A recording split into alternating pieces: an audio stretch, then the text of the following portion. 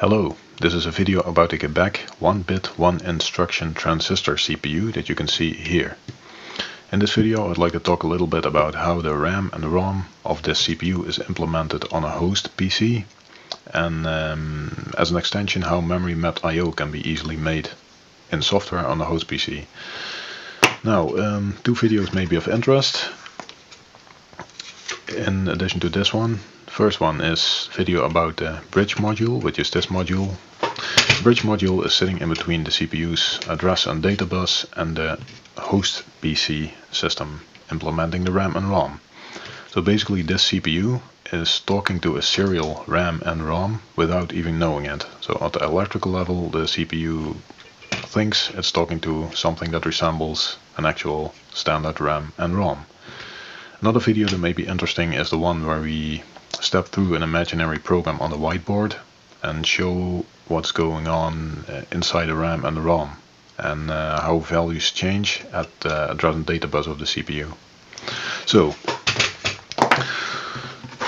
how RAM and ROM is implemented on the host PC. So RAM and ROM is sitting behind a serial link and the bridge module communicates between RAM and ROM on the host PC and address and data bus on the CPU side using a serial protocol over USB link.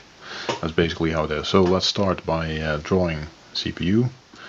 Let's draw a CPU system containing RAM and ROM and the CPU itself.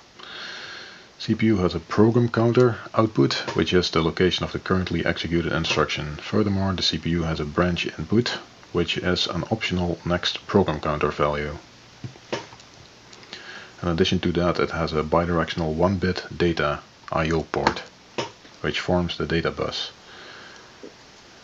The ROM is connected at the program counter output and a branch input, where the program counter output is used to index the ROM, so it's directly connected to the address input of the ROM, while the selected ROM word, half 32-bit word, half of that is connected to the branch input of the CPU. So, well, remember that the CPU only has one instruction. That means, and one instruction occupies one ROM word of 32 bits. So each instruction has the same format in ROM. So each ROM word has the same format. Each ROM word has two fields, two 16-bit fields. One field of the instruction is the branch input of the instruction, the branch address of the instruction, and the other part is the RAM address of the data bit to be inverted using that instruction. And this is the RAM, of course, which has also an address input and also has a data word, and in this case it's 1 bit wide. So well, let's take a look at the width of the connections. This is a 16-bit connection. The program counter branch input is also 16-bit, of course, because branch, well, both branch address and program counter are essentially ROM addresses. Therefore, the ROM is a 16-bit address, so it's a 64K times 32 bits, because the program word is 32 bits wide. So ROM is 64K times 32 bits. This is also 16 bits. Doesn't really matter, but let's say 16. That would make the address, that would make the RAM 64K times 1 bit, because well, the CPU only has a 1-bit data bus, and so only 1 bit of RAM is used per address. Okay, so on the host PC, RAM and ROM are implemented using simple arrays. Let's take a look at the ROM array. As we saw, ROM is 64K times 32 bits. In other words, on the host PC there would exist an array of length 64K entries, and where each entry is 32 bits. Right? And each entry in that array, each 32-bit entry in that array can be divided in the 16-bit field, leftmost field, and the 16-bit rightmost field, where the leftmost field would contain the branch part of the instruction, branch address part, corresponding to this field in the ROM word, as in the green picture. And the rightmost self would correspond to the RAM address. right? So similarly, the RAM can be implemented using a simple array of 1 bit wide and also 64K entries. Let's say that maximum 64K, and yeah, that's it basically. So let's take a look at what is communicated between the CPU's address and data bus and the host PC during each instruction cycle. Now, in the previous video already saw that the bridge module, which is actually this module right here, is communicating between the address and data bus of the CPU and the host PC, implementing a serial RAM and ROM. So the host PC owns these arrays, and the bridge PC makes the bridge module makes the host PC plus bridge module. Actually, the host PC plus bridge module look like a ROM and a RAM from the point of view of the CPU. So the CPU thinks it's talking to an actual ROM and an actual RAM, but in fact it's talking to one part of the bridge module right here and another part of the bridge module right there. And the bridge module sets its outputs and reads its inputs and communicates with the PC and makes it all work. Yeah, so a little bit more about the protocol between the bridge module and the PC the bridge module and the host PC is discussed in the video about the bridge module, right? So let's take a look at which values are communicated between CPU and host PC each cycle. Now that's easy, namely all the connections of the CPU. Remember that the CPU also has a write output towards the RAM, which is not considered here, it's not important, and it also has a clock input and a reset input, it's also not important here. The dynamic behavior of the CPU is not discussed in this video, like the multi-phase clock within the CPU, so exactly what happens during each instruction cycle in terms of subsystem activity is not discussed in this video. We'll just take a look at which values are communicated. So each cycle, the program counter as output by the CPU has to be communicated to the PC. So because it's an index in the ROM array and it selects the current instruction to be executed basically. So one part of that ROM word, let's say the leftmost part, contains the branch address of that instruction. So each instruction cycle, this leftmost field of the selected ROM word has to be copied to the branch input of the CPU. So basically the PC sends the branch address value to the bridge module, which puts it at the CPU's branch input on the electrical level. Other half of the selected program word contains a data address of the bit to be inverted during this instruction, which is an index into the RAM array, right? So let's say this bit is selected. Each instruction cycle, the value of this bit is copied to the CPU's data line.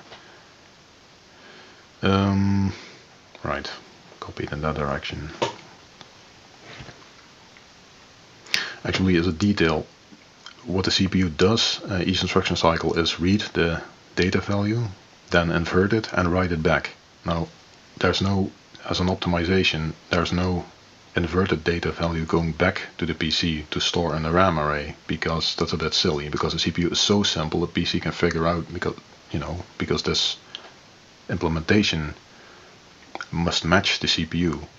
So this implementation can know that if the CPU functions correctly, that this value will be inverted. So instead of sending the original data value to the CPU and reading the inverted value back, each instruction cycle the CPU communicates through the bridge module as status value back to the PC, to the host PC, and the status value is checked, and if nothing is wrong, so in other words everything is okay, then the host PC assumes that this value is inverted by the CPU. Actually that is checked by the bridge module, and a 0 status means everything is okay, and then the PC can invert that value itself. It's a little optimization. So that's basically how it works. Two simple arrays and that's all. Yeah, so let's take a look at this RAM array a little bit on the host PC side, and let's take a look at how simple memory mapped I/O can work, and how to implement something like a display for output, so to give the CPU something to write to, and push buttons as input, so to give the CPU some form of input. Now, let's say the RAM array is this. So this is 64K entries. It's a bit wider. Let's say, well, that doesn't matter really. There's a region. This is RAM address 0. This is RAM address FFFF. And in usual program execution, well, in normal program execution, variables are used, temporary variables, program results, computation results, and so on. So let's say a region in RAM is used to hold variables. That's a normal behavior of the normal function of the RAM, right? Variables. Now, what the host PC can do, very simple, is make a contract with the CPU, or rather with the program running on the CPU, and state that whenever an access is made at a certain region within the RAM array, within a RAM space, let's say at address from address 8000 hex, that's right there. If the program running on the CPU accesses RAM or data memory in this region, it is said to be display memory. Display manipulations of bits in this region correspond to activity on the display. And what the host PC can do, each instruction cycle, is synchronize the contents of that region to an actual display, for example. So a real LED matrix or something like that. Right? So an access of manipulation of 1 bit here corresponds to 1 pixel there, for example. We'll take a look shortly. We'll take a look at well, of course this display can be nothing more than a window on the host PC where pixels are shown and by blocks or something like that, and the blocks go on and off. But also, in case of this CPU, there's an actual hardware display sitting there. This display is not part of the CPU. CPU cannot access this. It's just sitting on this baseboard. And well, what the host PC basically does is either each instruction cycle synchronize the contents of this region of RAM, of this part of the RAM array, with the actual physical display on the CPU, or update a window on the screen, on its own screen. Now, updating the physical display on the CPU basically means, I'm not going to draw this because it's really simple, apart from program counter being sent to the CPU from the host PC to the CPU on each instruction cycle, and being received from the CPU at each instruction cycle, and branch address and the original data value being sent to the CPU each instruction cycle, what we just saw. Additionally, the host PC can write display information to this bridge module. The bridge module basically forwards it to the display module on the front, which then updates its display. So you see, communication with the display is completely separate from the CPU. The CPU doesn't do this, the host PC does this. The host PC can use this display for anything else. It basically has nothing to do with the CPU. It's a service of the host PC to synchronize this region with this actual hardware display. So that's then you can see what your program is doing, and the bits correspond to pixels on the screen. That's nice. Similarly, you can have, let's say at C000 hex, you can have a region that corresponds to push buttons. That's a number of push buttons where each button corresponds to 1 bit in this region. Let's focus a bit. Yeah.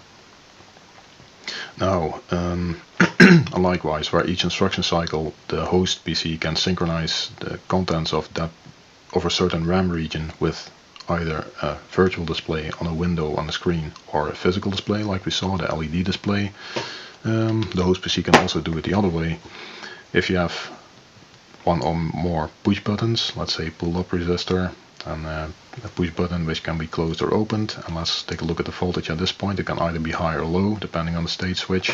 What the host PC can do is each instruction cycle synchronize the state of such a switch or switches to this region. The program running on the CPU can then interact with this region, can well, basically read bits to see if a switch has been pressed or not. Now on the display is easy to make on a host PC using a window and like a virtual display using graphics, and a push button is maybe it's not difficult. You can use the normal keyboard of the PC, but if you want to use something like an actual push button, it's a little bit difficult because, or not trivially, because a modern PC is not very easy to interface to at the electrical level. So you would have to make a USB push button interface or something like that. Now instead, how it is implemented in this CPU is that the push button actually can be connected to the bridge module directly using this big modular connector. And as a service, let's forget all this. So if you have the bridge module like that, on the bottom side it connects to the CPU's address and data bus. So, and at the side here it has push button inputs, so you can hang a push button off that and you can switch.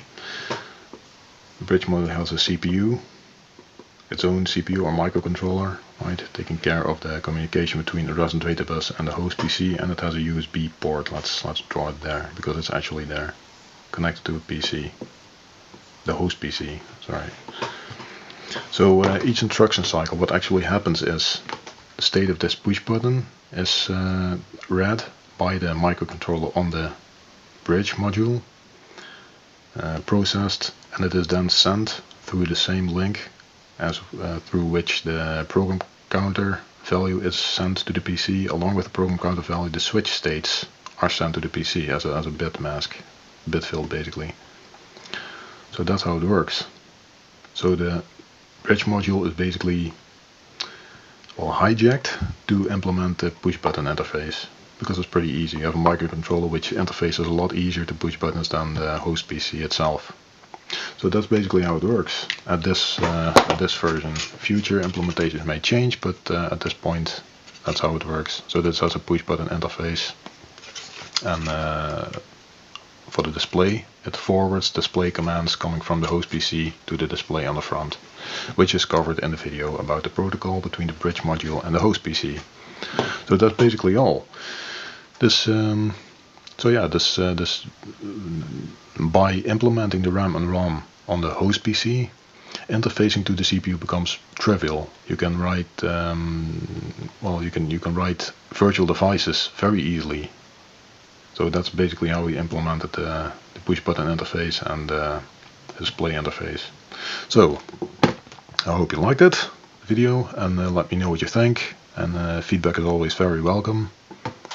If you're interested, watch the other videos in this playlist, and more information is shown in the video description. If interested, please take a look at the Qibec site, that is qibec.org. There's a lot of information there, also in-depth technical information. And yeah, good luck with that. So have a nice day, thanks for watching, and goodbye.